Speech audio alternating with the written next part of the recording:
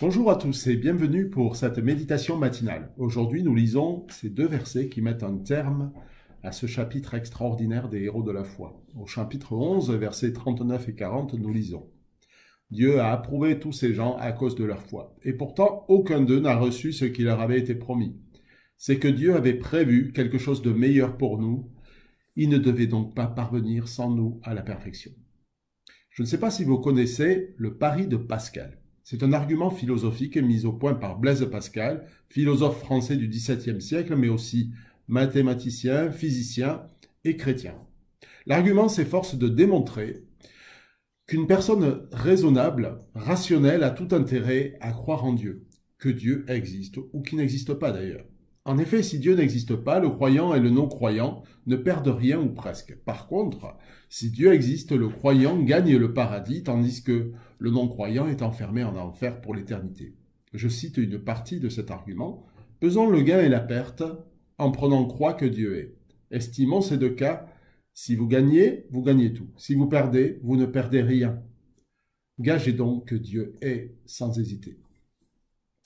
L'argument philosophique est intéressant. Si parmi les personnes qui écoutent cette méditation, certains ont des doutes, eh bien sachez que vous avez tout à gagner à mettre votre foi en Dieu. Il y a de nombreux arguments raisonnables pour croire en lui. Ceux qui ont fait le pas ne reviendraient en arrière pour rien au monde. Mais cet argument se révèle en fait assez insuffisant pour expliquer la foi des héros dont parle notre texte. Certains ont pu conquérir des royaumes, pourtant rien en apparence ne les prédestinait à cela. La plupart de ces héros se sentaient défaillants, malhabiles, pas vraiment le tempérament pour jouer leur vie à pile ou face.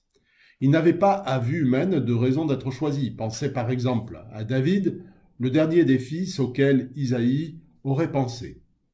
Pensez à Moïse, appelé à parler devant le Pharaon alors qu'il se savait mal habile de sa langue. D'autres ont accepté de mener une vie difficile, constamment exposés aux dangers et aux persécutions, pour finir par la mort. Pensez par exemple à Jérémie ou Daniel. Au final, pour ces personnes, si Dieu n'existe pas, c'est en pure perte qu'ils ont vécu, car aucun d'eux, dit notre texte, n'a reçu ce qui leur avait été promis. Paul disait un peu la même chose aux Corinthiens. 1 Corinthiens 15, verset 17, « Si Christ n'est pas ressuscité, votre foi est une illusion, et nous sommes les plus à plaindre des hommes. » Chers amis, ce n'est pas sur la base d'une démonstration logique que ces gens ont cru. C'est parce qu'ils étaient mus par une force plus puissante que n'importe quel raisonnement. Leur foi en Dieu, ou plutôt son corollaire, leur connaissance de Dieu. Car la foi qui plaît à Dieu n'est pas simplement basée sur des faits raisonnables. Elle ne peut s'expliquer par aucune sagesse. Elle est une intelligence des choses spirituelles que seul Dieu peut accorder. Comme nous l'avons dit dans une méditation précédente, la foi est un sixième sens qui permet de juger des choses spirituelles. Et parce qu'ils avaient ce sixième sens, ces héros ne s'efforçaient pas de croire en Dieu, parce que c'était logique. Ils connaissaient Dieu et faisaient quotidiennement l'expérience de leur relation avec lui. Malgré leurs doutes, leurs défaillances, leurs péchés parfois, ils ont lentement appris à expérimenter la grâce d'un Dieu aimant et la relation avec lui. Et quand cette relation dure depuis des années, alors s'installe une confiance ferme dans l'avenir avec lui. Il n'y a aucun mérite à croire aux promesses de son meilleur ami, quand jamais cet ami ne vous a trahi. C'est pourquoi ces personnes ont pu espérer ce quelque chose de meilleur, la résurrection, parce qu'ils en ont reçu la promesse, et ils ont pu la saluer de loin, car ils savaient que leur meilleur ami ne les trahirait jamais. Ça n'avait rien à voir avec un pari raisonnable.